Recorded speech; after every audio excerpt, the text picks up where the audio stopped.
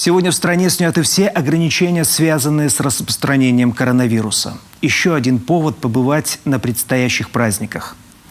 Завтра в Сыктывкаре пройдет возрожденный студенческий форум «Облака». В Сыктывдинском районе праздник Заваленка. А в Ижемском традиционный луд. Его, к слову, в прошлом году из-за того самого коронавируса не проводили. В историю луда окунулась Ксения Мишарина. Ижемский район расположился вдали от городов нашей республики. Из-за сурового северного климата местным жителям всегда приходилось много трудиться. Поэтому и отдыхали они с душой, ходили в гости друг к другу, придумывали различные игры, танцевали и пели. Примечательно то, что жители этого района сумели сохранить традиционные мировоззрения и заветы своих предков. Некоторые обряды и праздники проводятся на Ижемской земле до сих пор, но одним из самых зрелищных является луд. Разгуляйтесь в меду, я такой государь, уж я сам я люблю, я такой государь, уж я сам я люблю, в Казани, что белые я бела. Традиционный праздник луд уходит корнями в стародавние языческие времена. Гуляния, игры и забавы коми-ижемцев отличались от гуляний других районов своей самобытностью. Однако какого-то общего праздника с одним названием не было. Мы объехали весь район, побывали в каждом уголке, общались с пожилыми людьми. Нам рассказали, что в разных селах эти праздники назывались по-разному. Власти, например, называли праздник Калина. Но все они были похожи друг на друга, и мы решили сделать общий праздник. Постепенно восстановили забытые гуляния, придумали название – луд. Луд в переводе с коми-языка – луг. Такую площадку ижемцы выбрали не случайно, ведь на гуляние собирается много людей, и места должно хватить всем.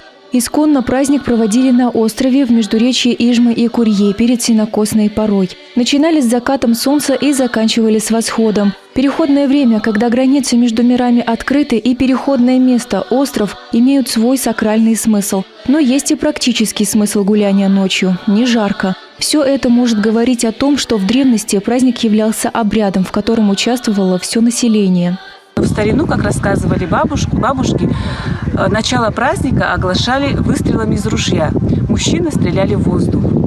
И на самом деле этого момента, скажем так, есть мифологическая основа. Это отпугивание злых духов.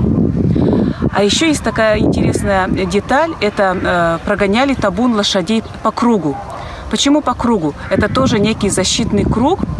И еще есть практическое значение, чтобы наши женщины, девушки при гулянии на луду не промочили подолы своих красивых сарафанов.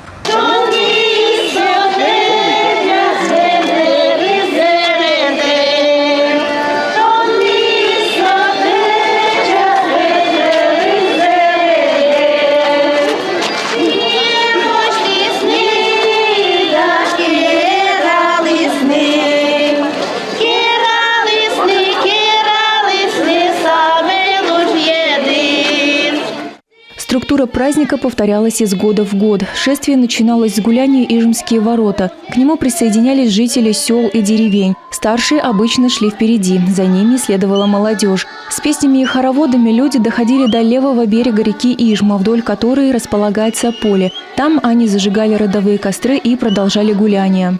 В основе этого праздника старинные хороводы, обычаи, традиции коми-ижемцев. Здесь иконные скачки, здесь и хороводы невест, и соревнования по национальным видам спорта.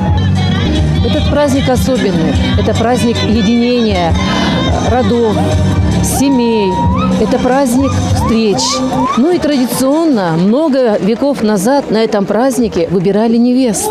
Девушки ищут или показывают себя с тем умыслом, наверное, чтобы найти потенциального жениха. Естественно, там и сваты, сразу все начинается. То есть праздник иногда и закладывает начало отношений, да? Уже сугубо личных и семейных в дальнейшем.